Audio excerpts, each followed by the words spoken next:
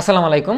11তম থেকে 20তম গেটের বিভিন্ন মন্ত্রণালয় অধিদপ্তরের জন্য যারা চাকরির প্রস্তুতি নিচ্ছেন বা নেবেন তাদের জন্য আজকের এই ভিডিওটা অত্যন্ত গুরুত্বপূর্ণ। আজকের এই ভিডিওতে থাকছে কি টপিক থেকে চাকরি পরীক্ষায় বেশিরভাগ প্রশ্ন আসে।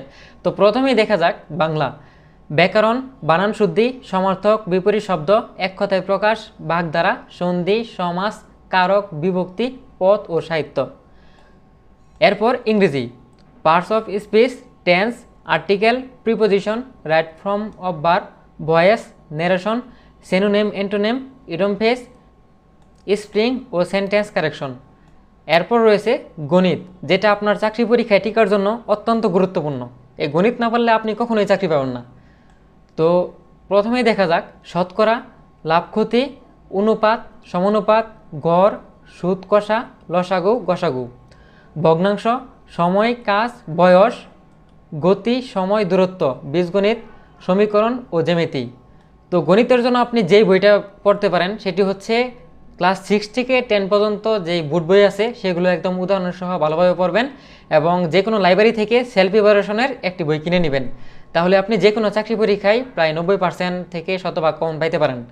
এরপর রয়েছে সাধারণ জ্ঞান, বাংলাদেশ বিষয়গুলি, মুক্তিযুদ্ধ, ভাষা আন্দোলন, সংবিধান, ইতিহাস, ভূগোল, অর্থনীতি, আন্তর্জাতিক বিষয়গুলি, জাতিসংঘ, দেশ, রাজধানী, মুদ্রা ও সাম্প্রতিক যত ঘটনা আছে সবগুলো একদম ভালোভাবে দেখে যাবেন। অনলাইন থেকে বা যে কোনো জায়গা থেকে দেখে নেবেন সাম্প্রতিক ঘটনাগুলো। প্রায় চাকরি পরীক্ষায় সাম্প্রতিক থেকে কিছু না কিছু প্রশ্ন থাকেই। এরপর রয়েছে আইসিটি।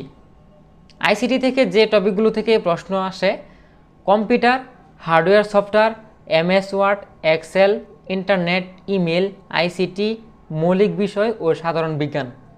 আর গুরুত্বপূর্ণ একটা পরামর্শ হচ্ছে 11তম থেকে 20তম গেটের বিভিন্ন মন্ত্রণালয় অধিদপ্তরের বিগত সালে যত প্রশ্ন এসেছে সবগুলো একদম ভালোভাবে পড়ে যাবেন। একটা রিসেন্ট জব সলিউশন কিনে নেবেন। আর নতুন কিছু শিখতে অবশ্যই পেজে ফলো দিয়ে সাথে থাকুন যেন পরবর্তীতে সকল ভিডিও সকল টপিক একসাথে পান। ধন্যবাদ।